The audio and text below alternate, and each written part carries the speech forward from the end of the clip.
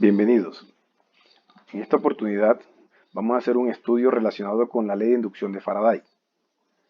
Para ello partiremos de los experimentos realizados en la época, por ejemplo, como el realizado por Oersted en 1820, donde por primera vez se establece la relación entre fenómenos eléctricos y magnéticos. A partir de sus experimentos demuestra que una corriente eléctrica es capaz de inducir un campo magnético en su entorno. Posteriormente, Michel Faraday intenta comprobar el efecto opuesto. Es decir, se pregunta si es posible mediante un campo magnético inducir una corriente eléctrica en un circuito cercano.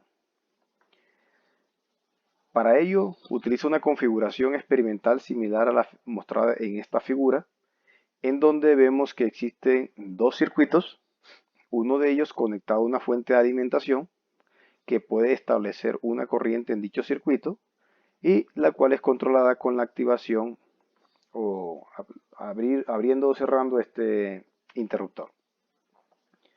En la vecindad se encuentra un segundo circuito en donde solamente tiene conectado un galvanómetro para poder detectar cualquier posible aparición o generación de corriente inducida por el primer circuito. Cuando realiza sus experimentos, comprueba que una vez el campo magnético ha sido establecido mediante esta corriente eléctrica, aquí no se observa ningún tipo de efecto. No se induce una corriente en el circuito 2. Sin embargo, observa un efecto transitorio cuando el circuito S se cierra o se abre.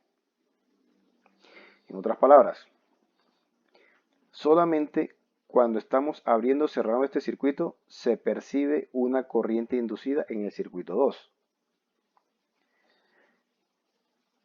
Faraday atribuye este efecto de corriente transitoria en el circuito 2 al cambio del flujo magnético a través de este circuito experimentado, a lo que él denominó flujo magnético enlazado por el circuito. Este cambio de flujo magnético induce un campo eléctrico alrededor del circuito que produce la corriente eléctrica. Como estos circuitos están estacionarios, pues el único responsable de la posible generación de ese campo eléctrico es un campo magnético variable en el tiempo.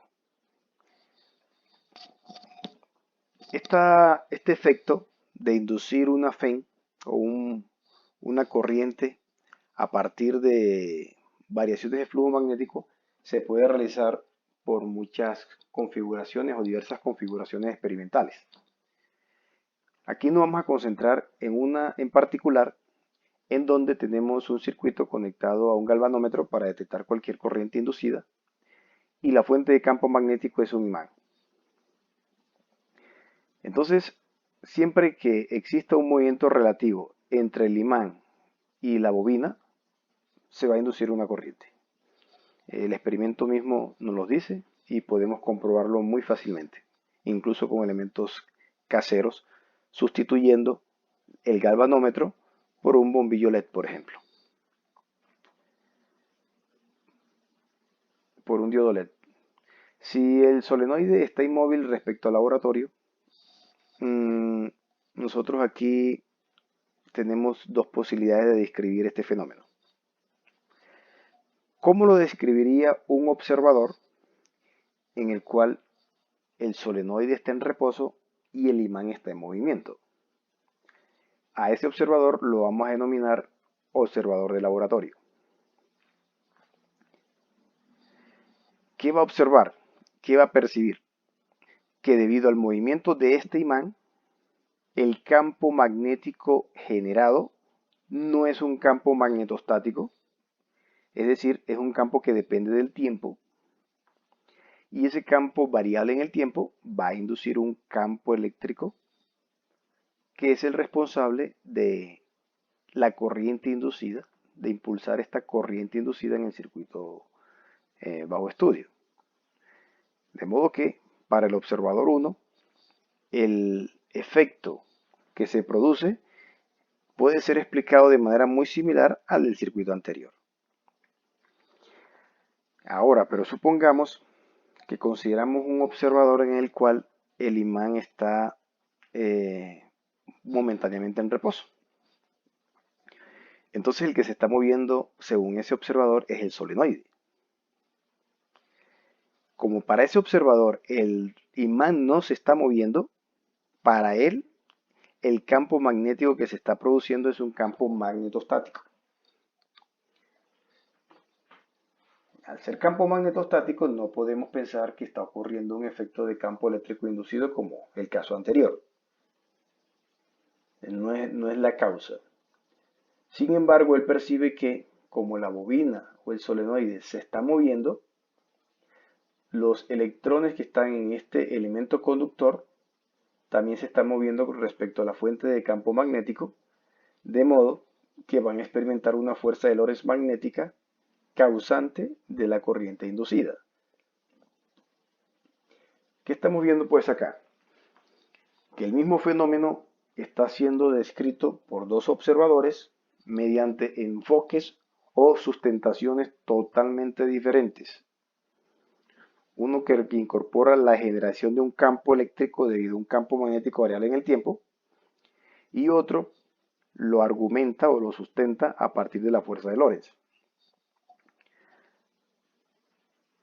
Precisamente este hecho fue una de las cosas que inquietaba o inquietó a Albert Einstein previo al desarrollo de su muy famosa teoría especial de la relatividad. Bueno, ¿qué vamos a hacer a continuación? Pues vamos a estudiar la inducción de Faraday de tal manera que podamos comprender aspectos como cuál es el origen de esa fe. ¿Sí? Vamos a demostrar explícitamente, vamos a demostrar que la ley de inducción de Faraday puede expresarse explícitamente en dos componentes. Una fe de transformación o fe transformadora y una fe de movimiento, cuyas manifestaciones dependen del observador. Y por otra parte, vamos a ver que esta ley de inducción de Faraday, estos efectos, pueden entenderse o pueden interpretarse en términos de transformación de los campos eléctrico y magnético, eso sí, utilizando una aproximación débilmente relativista. Más adelante, cuando veamos el capítulo de la formulación relativista de los campos electromagnéticos, comprenderemos cómo se transforman los campos en los diferentes sistemas inerciales, entre sistemas inerciales de referencia. Por ahora utilizaremos esta aproximación porque si nosotros nos ceñimos al desarrollo histórico de estos acontecimientos, nosotros comprendemos que en aquel tiempo era aceptado que las leyes de la física eran invariantes bajo transformaciones de Galileo. De tal manera que esta era la aproximación o esta es la situación que estaba presente. La ley de inducción de Faraday matemáticamente se expresa mediante la ecuación número 1. Esta ecuación, como se da cuenta, está en unidades de voltaje en el Sistema Internacional de Unidades y efectivamente está relacionando una fuerza electromotriz, denominada Fe, inducida en el circuito C, que no es otra cosa que un contorno cerrado, determinado por por el alambre, y se está relacionando esa Fe con la variación del flujo magnético a través de una superficie limitada por dicho contorno. Matemáticamente, ese flujo magnético se expresa mediante la integral 2. Y aquí es importante distinguir o identificar cuál es la superficie S bajo estudio. La superficie S, a pesar de que aquí en el dibujo se está representando como una superficie plana por estas líneas verdes, en general esa superficie S es cualquier superficie que tenga como contorno o borde AC. Si yo hago aquí una superficie en forma de un sombrero o un gorro de cocinero, el borde de ese sombrerito acá va a corresponder al contorno C, que debe ser considerado. De tal manera que aquí tengo la relación entre la fe inducida, que es un voltaje inducido, y la variación del flujo magnético.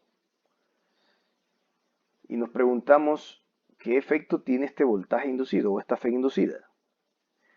Pues tiene el mismo efecto físico que conectar una fuente como en el circuito de la figura inicial, que es la que va a provocar una corriente dependiendo de la resistencia del circuito.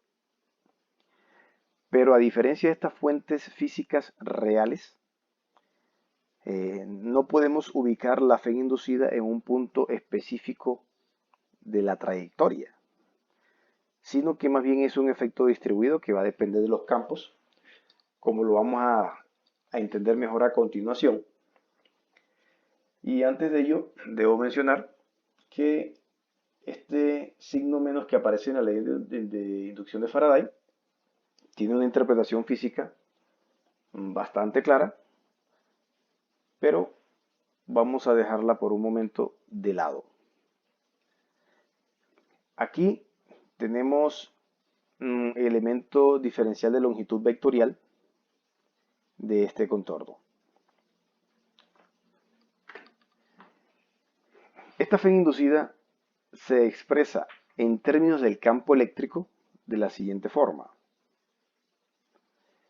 Esta expresión nos recuerda la expresión utilizada para calcular la diferencia de potencial entre dos puntos que se utilizaba en electrostática, salvo que aquí estamos utilizando una trayectoria cerrada y claramente aquí podemos interpretar entonces que el campo eléctrico del cual estamos hablando es un campo no conservativo, porque si fuese un campo conservativo, esta integral siempre va a ser igual a cero.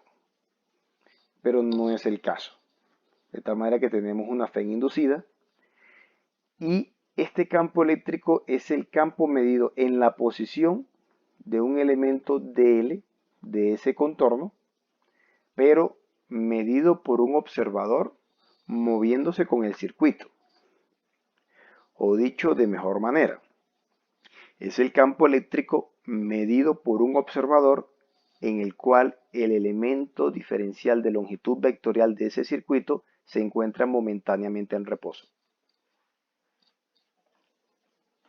De tal manera que si sustituimos esta expresión en la ley de inducción de Faraday, nos queda planteada de esta manera que está acá.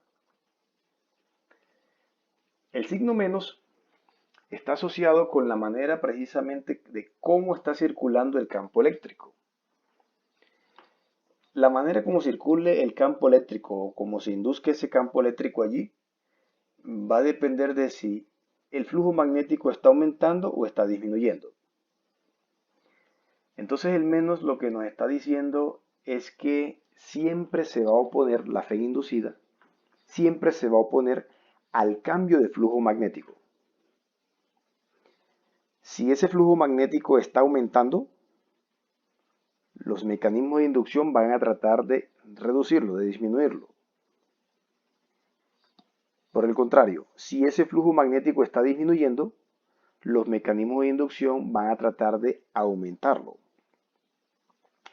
Allí vemos pues que existe un mecanismo de autorregulación del sistema y ese mecanismo de autorregulación está asociado con la ley de la conservación de la energía.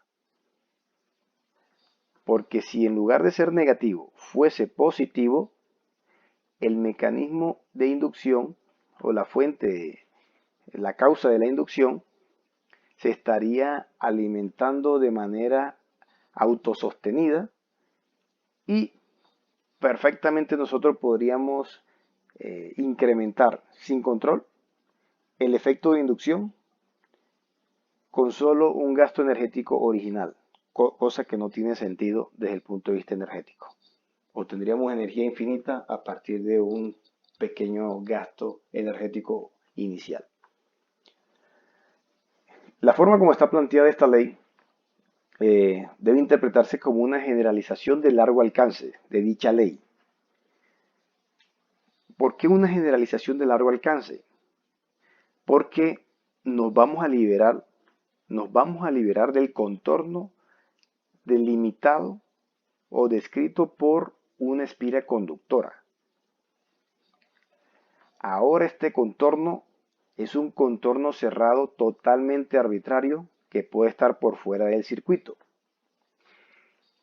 Incluso puede ser un contorno no material, simplemente una trayectoria cerrada en el espacio, de las cuales hay infinitas posibilidades, siendo esta S la superficie, también imaginaria, cuyo contorno es C.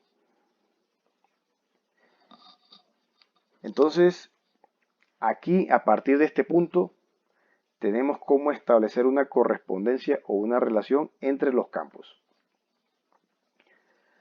Ahora, vamos a reescribir la ley de inducción de Faraday de otra manera, no en términos de la variación del flujo magnético, sino en términos de las variaciones de los campos. ¿Cómo lo vamos a hacer? La situación más general es que tenemos un campo magnético no homogéneo, es decir, depende de la posición, y también que sea variable en el tiempo. Un campo no homogéneo variable en el tiempo.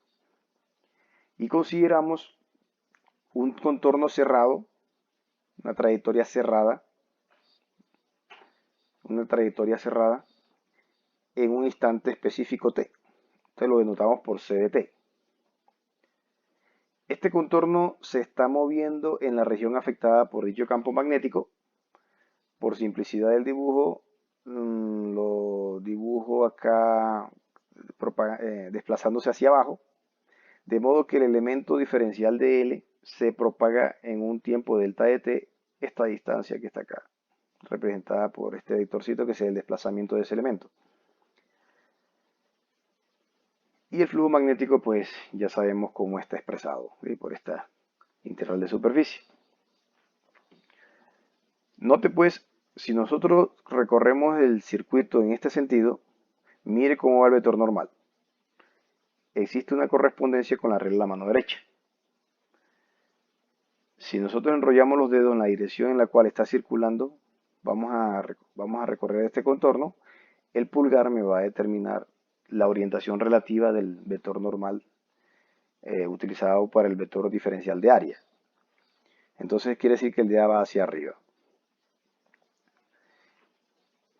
Y el contorno en un instante de tiempo posterior se muestra allí en el dibujo en esta línea que está acá, cerrada.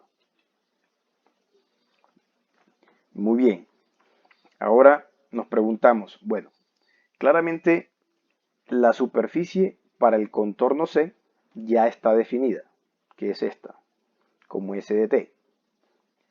Entonces, ¿cuál es la superficie para el instante en el cual el contorno está determinado por C de t más delta de t? La elección más simple es utilizar o completar una superficie con esta pequeña cintilla aquí rayada en verde, porque el único criterio que debemos cumplir, que debemos satisfacer, es que la superficie que se elija tenga como contorno a C. Entonces vemos que esta superficie que está acá tiene exactamente como contorno C de t más delta de t, de modo que no hay ningún problema. Bueno, entonces ahora podemos calcular la derivada total del flujo magnético con respecto al tiempo. Y para ello utilizamos la definición general de derivadas. Vemos que aquí es necesario calcular el flujo magnético en el instante t más delta de t, de modo que quien participa es el campo magnético evaluado en ese instante de tiempo, así como que la superficie relevante para este tiempo es S de t más delta de t. Lo mismo para el flujo magnético en el instante t. Y aquí vamos a aprovechar la forma como descompusimos nuestra superficie S de t más delta de t. Entonces, la integral de superficie por propiedad de integrales es la integral de superficie,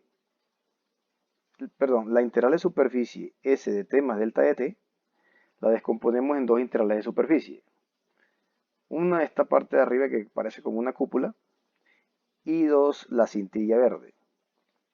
denotada por delta ds acá, verde. Entonces usamos esa propiedad de integración, nos queda de esta forma. Luego podemos reorganizar estos términos sin ningún problema. Y al reorganizarlo vemos pues que en el primer paréntesis podemos expresarlo en términos de una derivada parcial de b, es la definición de derivada parcial. Y nos queda solamente tratar el segundo término. Eso se está calculando a un instante delta de t tiende a 0.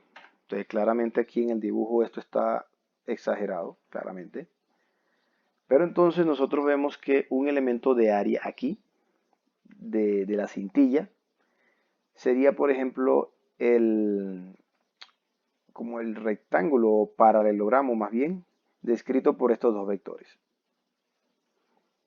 Este vector azul y este vector de L me determinan un paralelogramo. Si yo realizo el producto cruce entre estos dos, sabemos que la interpretación geométrica de la magnitud del producto cruz de dos vectores es que nos proporciona el área de la superficie que determinan esos dos vectores. Y claramente el producto de esos dos es perpendicular al plano determinado por dichos vectores, de tal manera que iría hacia afuera. Obedece entonces bien, no tanto su magnitud del elemento de área, sino también su dirección relativa.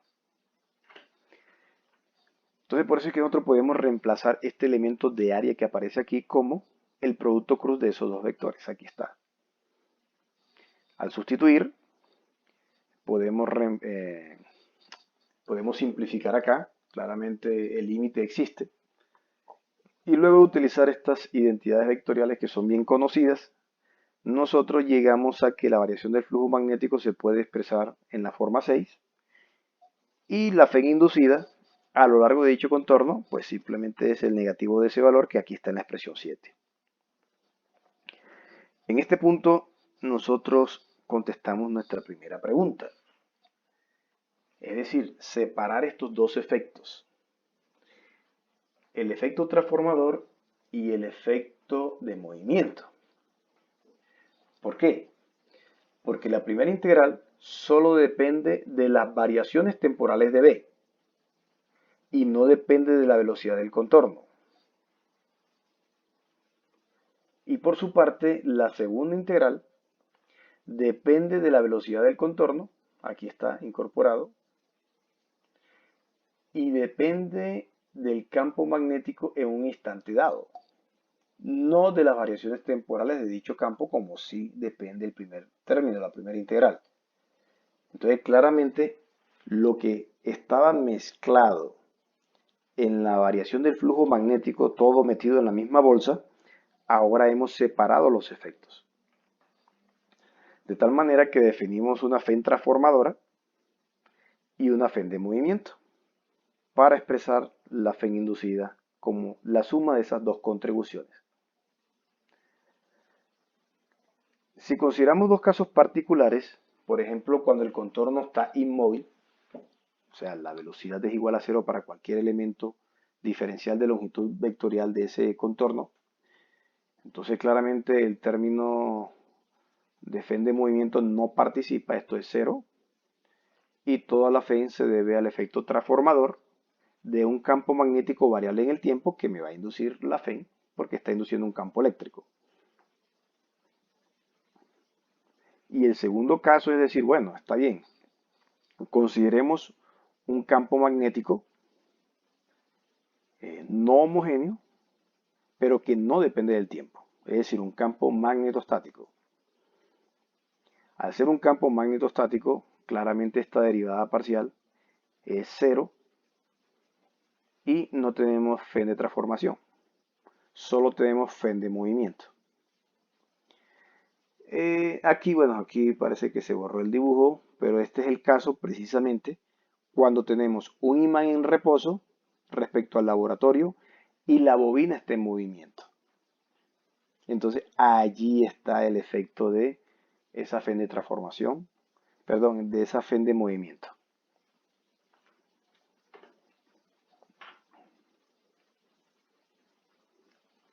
Ahora, de la manera como expresamos la variación del flujo magnético, retornamos a la ecuación número 10, donde la Phen se expresa a partir de la integral de contorno del campo eléctrico. Y luego de reorganizar, mire lo que obtenemos acá. Nos queda una integral de contorno de E' menos B cruz B. Recordemos, cuando definimos esta integral en términos de E', lo que se dijo de ese E', que era el campo eléctrico medido por un observador en el cual ese elemento de longitud vectorial se encuentra instantáneamente en reposo.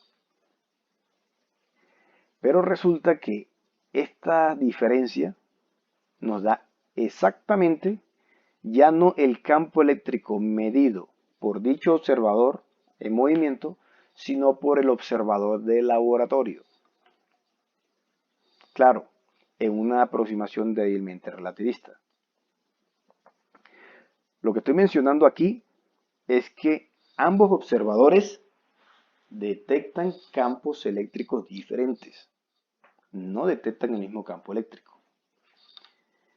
Para entenderlo, nosotros utilizamos precisamente la invarianza galileana de la fuerza de Lorentz.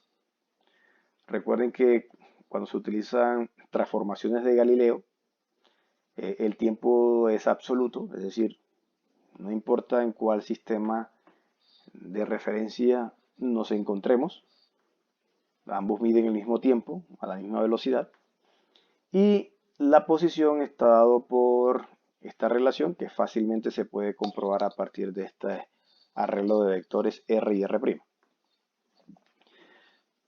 B representa la velocidad de este sistema coordenado S' respecto a S, y los vectores R y R' son utilizados por dos observadores en dichos sistemas para posicionar o para ubicar a una partícula cargada que se mueve en una trayectoria arbitraria. Entonces, sabemos que si a partir de estas transformaciones, si derivamos, obtenemos la ley de adición de velocidades y volvemos a derivar, obtenemos que la aceleración es la misma, por lo tanto la fuerza es la misma. Eso es mecánica newtoniana, la cual es válida siempre que estemos a bajas velocidades respecto a la velocidad de la luz, es decir, en una aproximación débilmente relativista. Ahora, miremos pues que la fuerza de Lorentz medida por el observador S' está dado por esta expresión. La fuerza de Lorentz medida respecto al sistema S está dado por esta expresión. Agrupamos, reorganizamos y finalmente llegamos a esta expresión que aparece aquí.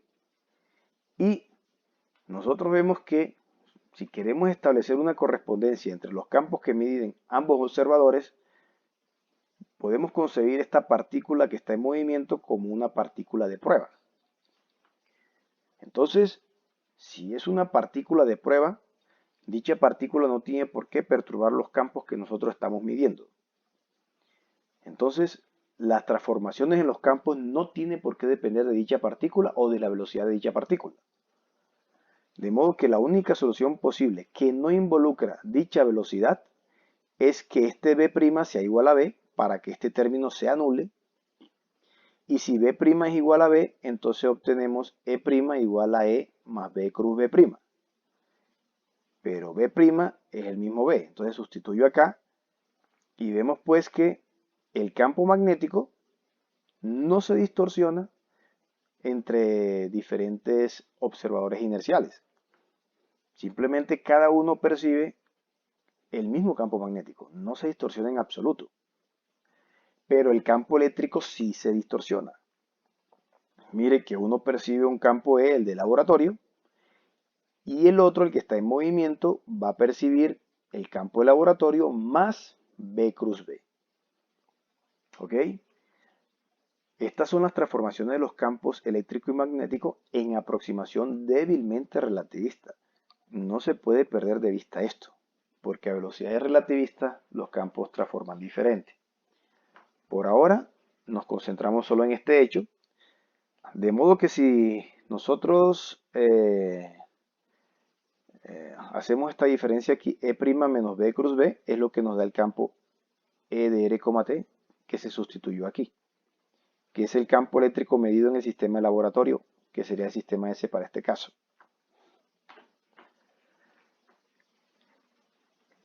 Ok, entonces al escribirlo de esta manera, podemos usar luego el teorema de Stokes y ahora vemos que estamos hablando de una relación de campos en el mismo sistema coordenado, es decir, sistema de laboratorio. Dado que esta expresión debe ser válida para cualquier superficie totalmente arbitraria, esto solo se va a cumplir para todo S si estos integrandos son iguales. De tal manera que aquí obtenemos la ley de inducción de Faraday, la que se conoce como ley de inducción de Faraday en su forma diferencial. Aquí lo que acabo de mencionar, ambos campos se miden respecto al mismo sistema, es decir, el sistema laboratorio.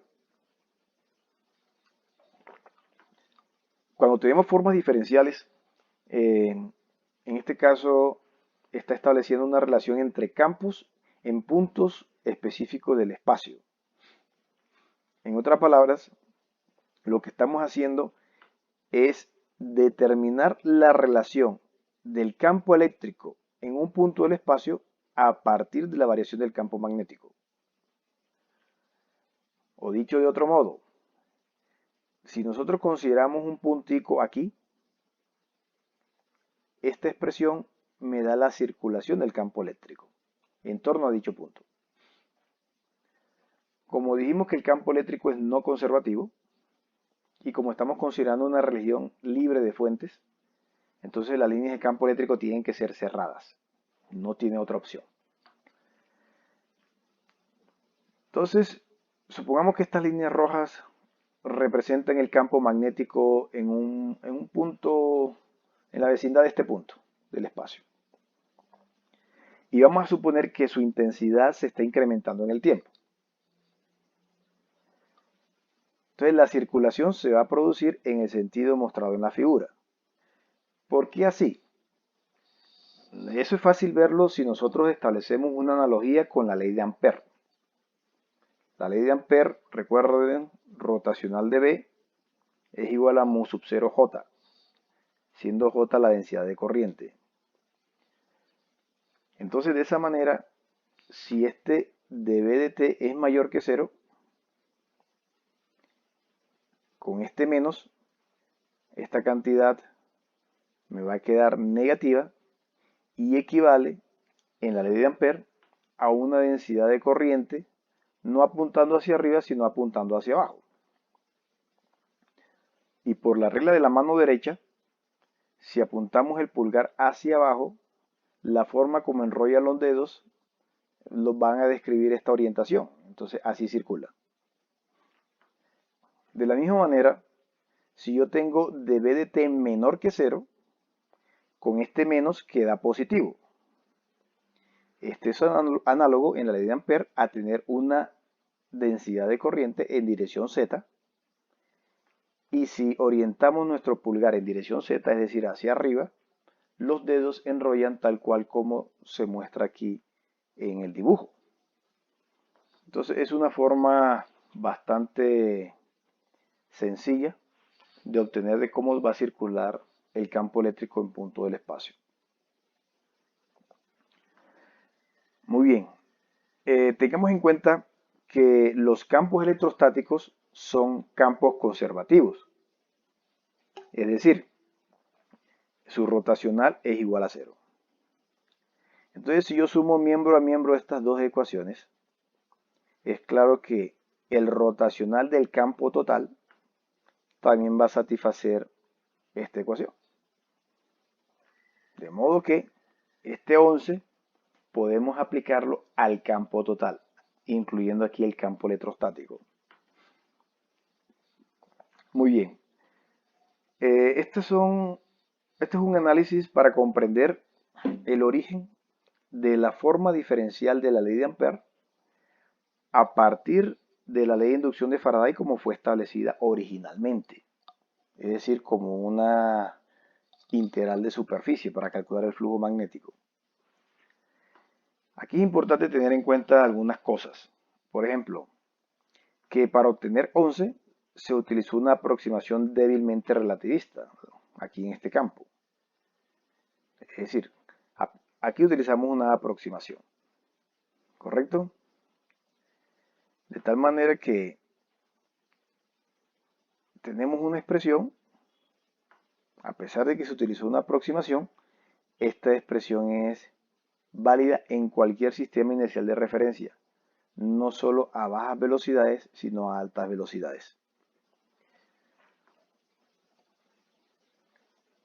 Aquí, para no tener inconvenientes en la formulación de la ley de inducción de Faraday, para no tener inconvenientes con transformaciones de campo, una manera alternativa de presentarla es en términos de un campo efectivo, que viene a representar como la fuerza de Lorentz por unidad de carga, actuando sobre una carga en reposo en el circuito, el cual se mueve con velocidad v respecto al sistema de laboratorio.